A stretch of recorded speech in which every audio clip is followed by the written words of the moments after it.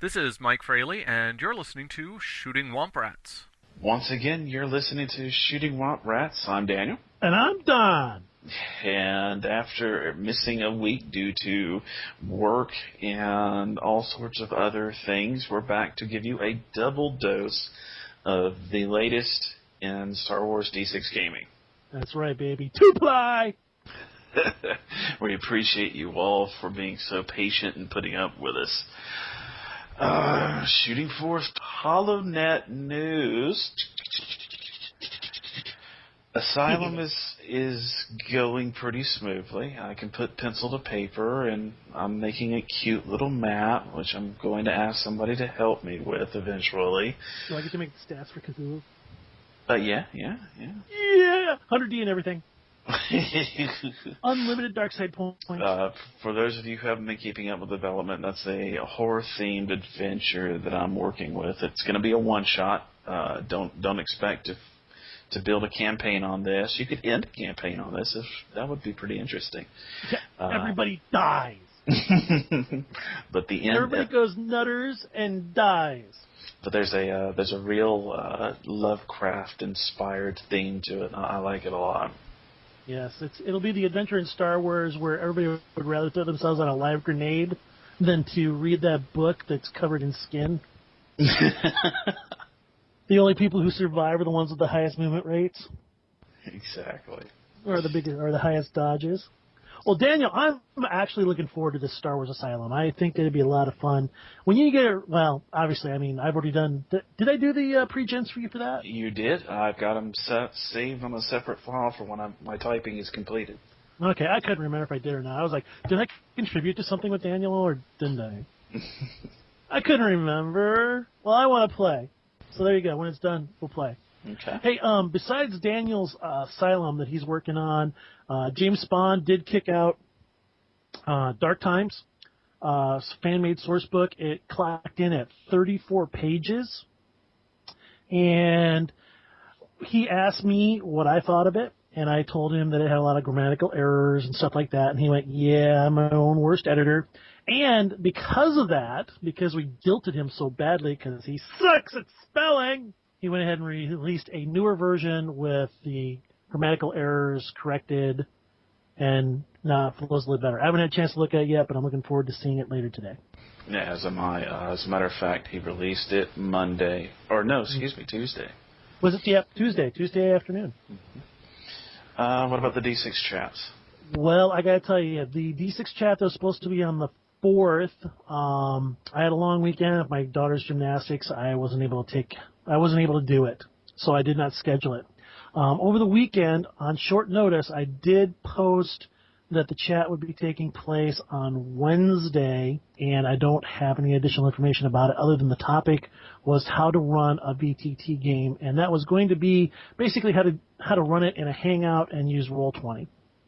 But I'm thinking about actually canceling the D6 chat for probably until after Christmas, just because of time. And to be quite honest, the last 4 or 5 chats, we just haven't had a lot of interest, which is kind of unfortunate. I've posted it to the Ranker Pits. I've posted it to our Facebook friends. No one seems to be interested. So we'll just go ahead and put that on a side burner and maybe pick it up at another time. I have to admit, it started off kind of strong at first, but I'm sure with us playing the table game and so on and so forth, maybe we can generate some more interest in that area. You are right. I had really high hopes for the Star Wars D6 chat. The first 2 gatherings that we had pretty good. We had a pretty good group of people. The chat was lively. Everybody was polite. But, some things kind of come and they go, and then they come back again. We'll see what happens. So, with that, you played this last weekend in my game. I know. It's odd for me to play 2 weeks in a row. I tell you what, why don't you let people in on whatever you want to share about that adventure. I'm the game master, so I'm a bit biased. I mean, it'd be like me taking my own horn. The Poodoo hit the Viperator Friday night. Myself playing a B-1 battle droid, James Spahn playing a youngling survivor, Brett Pazinski played Rito, a Rhodian female with a bad attitude. Russell Watson played Eric's, and Evan played Miles Tarkin. Yes. The second half, however, Jared took over the role of Rito. Right, because Brett couldn't be there. Mm-hmm. And, of course, Don GM'd, which is a big load off of me. It was a great session. It has been a great couple of sessions. It feels good to actually be playing instead of GMing. I think the real moments are more along the lines of every time the youngling survivor would ignite his training lightsaber, my droid, who hasn't been memory wiped in a long time, would automatically yell out, "Freeze, Jedi!" Yes. Blast him. But we ran into an Inquisitor, and we tested the light whip and found out that flicking blaster bolts was interesting.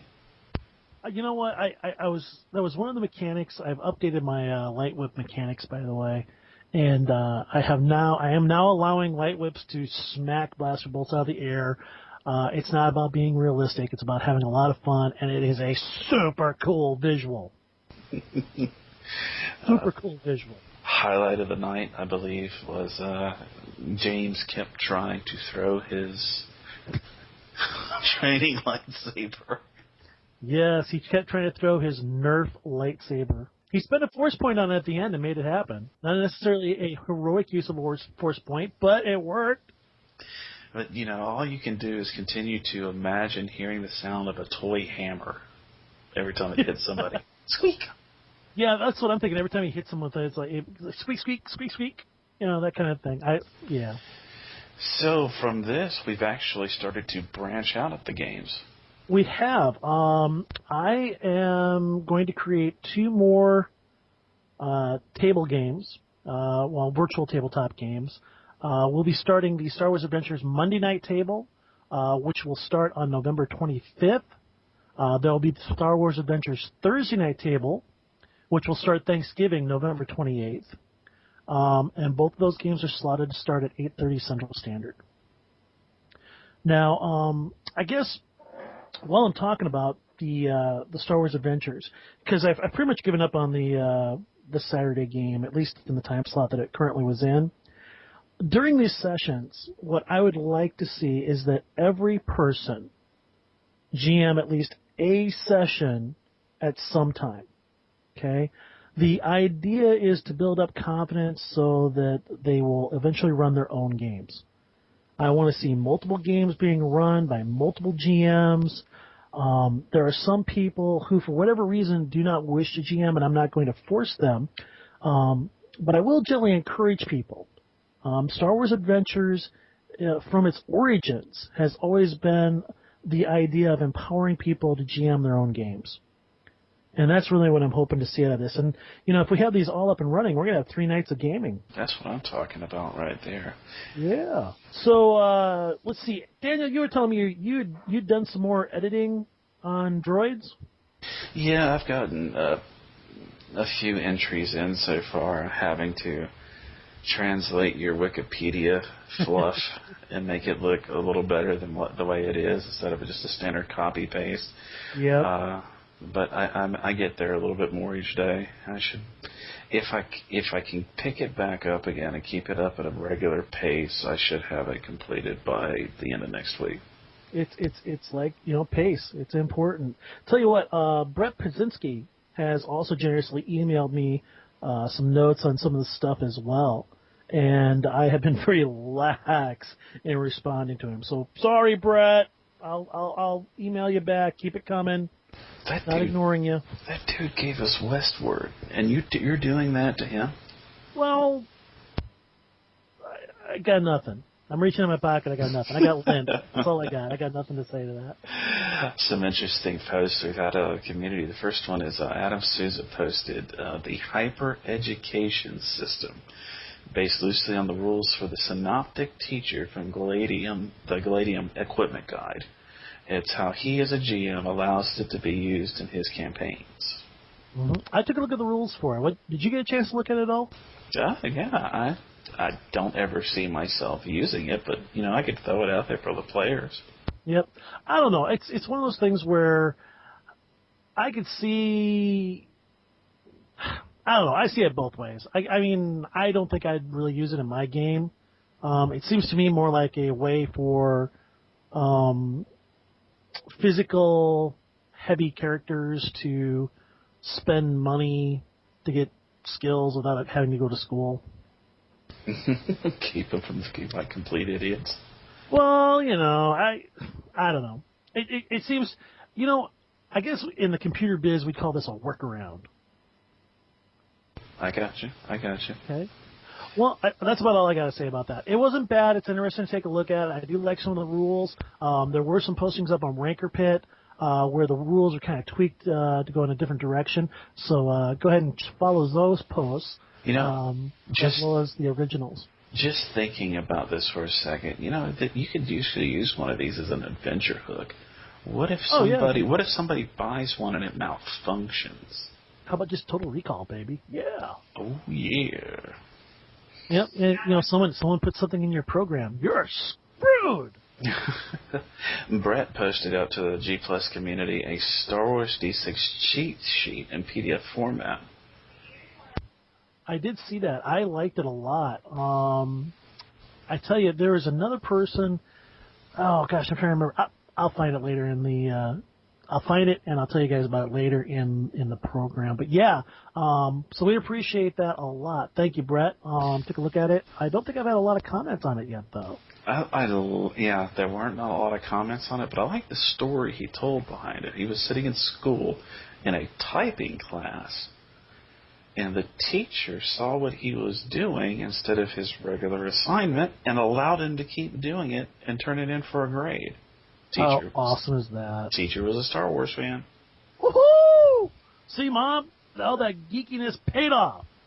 Now, what was this about this NPC character concepts sheet you posted? Well, the NPC character concept sheet short form. I presented that last week.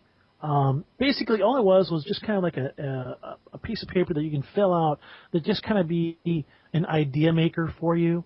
The idea was that you would come up with a concept either for an NPC or PC, and that concept should include at least one noun and 2 to 3 adjectives.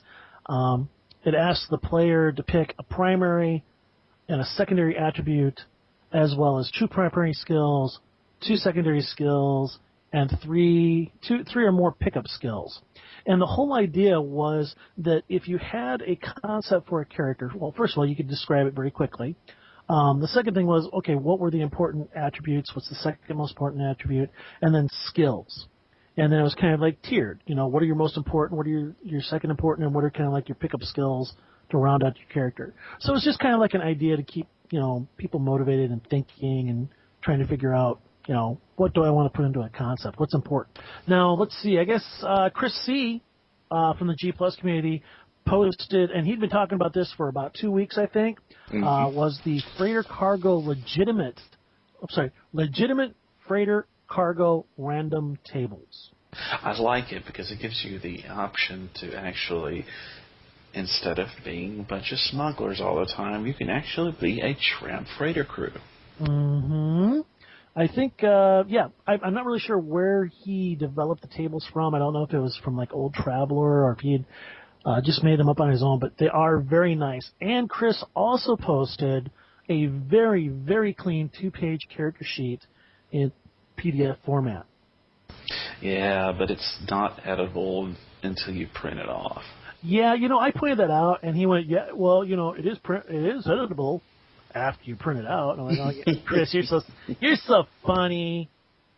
He is. He's a great guy, by the way. Andrew Reyes actually posted another character sheet, but unfortunately it too is not editable. Well, if you're looking for some editable sheets, David Anderson over on Facebook shared 6 very nice character sheets in different colors. It's the same sheet. There's 6 of them. They're all the same one. They're just different colors. And he posted those in PDF and DocX formats, and those happen to be editable. That's what I'm talking about. Yeah, not to take anything for Chris and Andrew. I mean, I I like character sheets. Keep them coming. Just so happens to be this guy's. These guys look good too. Dave Anderson.